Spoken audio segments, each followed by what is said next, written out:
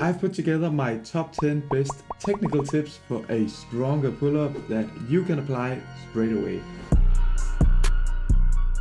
The first tip is to utilize the strength of your shoulder blades. Although the shoulder blades can't move much, they are strong and you can transfer the energy that gets generated by raising them at the bottom of the pull-up directly into the pull-up itself. So a strong pull-up usually starts from a passive hang and not the active hang where the shoulder blades are already engaged. It's important not to first raise your shoulder blades and then do the pull-up because that would make you lose the momentum. Instead, the movement should be quick and smooth, helping out in the bottom position just as the pulling begins.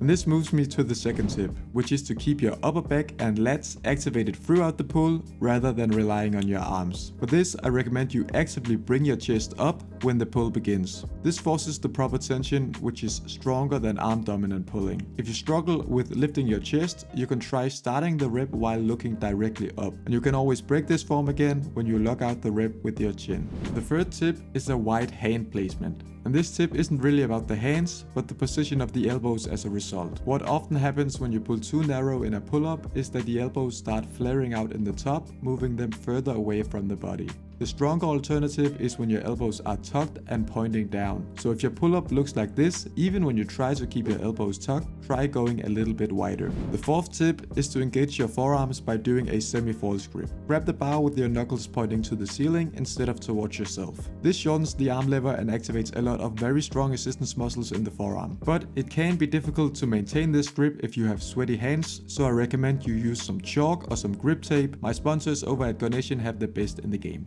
Also keep in mind that the downside of the semi-false grip is more stress on the elbows. The fifth tip is to use your thumbs. You should always wrap your thumb around the bar. The thumb is connected to even more forearm muscles and these will get engaged by doing this. And this links directly into the sixth tip, which is to squeeze the bar tight, like really tight. This part of your thumb should actively be pressed against the bar, which explains why my thumbs look like this after some pull sessions. And why world-class pullers like Petticol also rip their thumbs. Doing this pre-activates the forearm muscles, which helps out in the bottom position. And speaking of pre-activation, we have the seventh tip, which is pre-activation of the lats. Just before you start the actual pull, you press against the bar with straight arms. It's not a lot, almost a micro adjustment, but it's enough to prime the lats for the following pull. But this one takes a bit of practice to master. If we look at some of the best pullers like Ludo, who recently pulled 120 kg in competition, or maybe Francie, who is one of the strongest below 73 kg guys, not only are they using the head up, chest up strategy from tip number 2,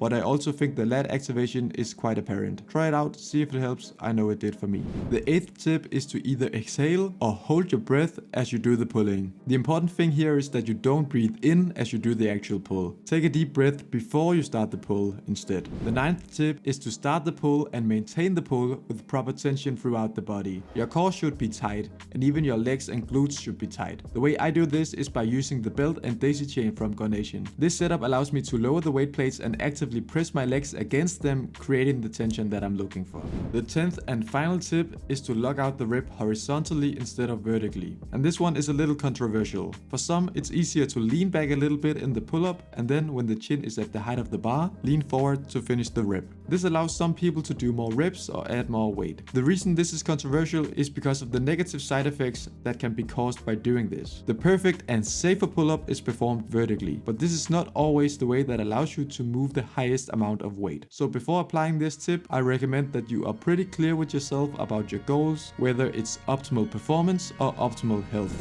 These tips were not in order since each one can be equally useful depending on your current technique. Good luck trying them out, I hope you enjoyed, subscribe for more and I will see you in the next video.